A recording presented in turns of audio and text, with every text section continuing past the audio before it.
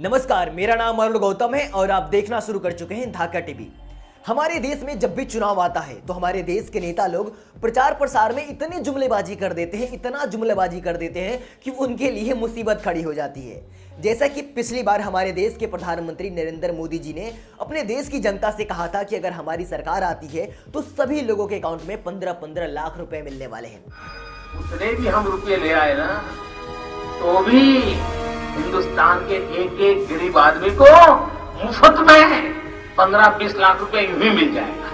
इतने रुपये।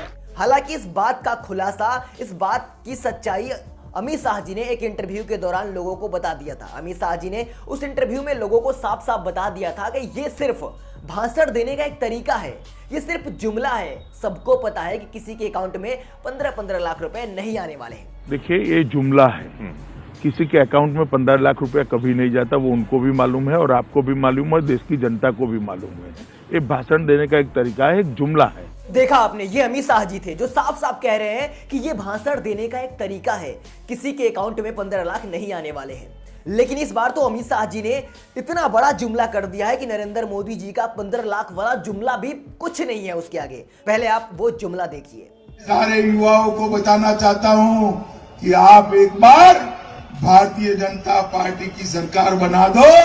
12वीं पास कर जो भी इंटर में एडमिशन लेगा उसको लैपटॉप और स्मार्टफोन देने का काम ये भारतीय जनता पार्टी। तो सुना आपने, ये हमारे देश के गृह मंत्री अमित शाह जी, जिनका कहना है कि जो लोग 12वीं पास करके इंटर में एडमिशन लेंगे उन लोगों को लैपटॉप और स्मार्टफोन दिया जाएगा। जरा सोच कर देखिए हमारे देश के जुमलेबाज नेताओं का बयान।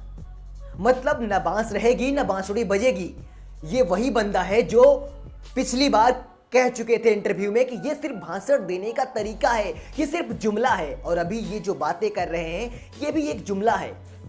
फिर भी हमारे देश की भोली भाली जनता पता नहीं कैसे ऐसे नेताओं के बहकावे में आ जाती है, जो सबके सामने कहते हैं कि ये हमारे वोट मांगने का एक तरीका है, एक जुमला है। फिर भी हमारे देश की भोली भाली जनता ऐसे जुमलेबाज नेताओं के चक्रों में पड़कर अपना वोट गंवा देती है। जरा सोच के देखिए, हमारे देश में एक जिले को कंट्रोल करने के लिए एक डिस्ट्रिक्ट मजिस्ट्रेट होता है और एक डिस्ट्रिक्ट मजिस्ट्रेट बनने के लिए बहुत सारी पढ़ाई करनी पड़ती है। लेकिन हम अपने देश के प्रधानमंत्री, मुख्यमंत्री किसी भी पद पर किसी भी ऐरा गैरा को बैठा देते हैं। ना उसकी योग्यता देखते हैं, ना उसका बैकग्राउंड देखते हैं, बस उसकी जाति देखते हैं और आराम से वोट दे देते हैं। मैं बस आप लोगों से यही कहना चाहूंगा कि अगर आप अपने देश का भविष्य बचाना चाहते हैं तो आप वोट देने से पहले जात ना देखें, बल्कि नेता का बैकग्राउंड देखें कि नेता कहीं चोर बदमाश गुंडा तो नहीं है, नेता कहीं ताड़ीपार तो नहीं है, नेता कहीं चाय बेचने वाला तो नहीं है। तब जाके अपना बहुमूल्य वोट दे।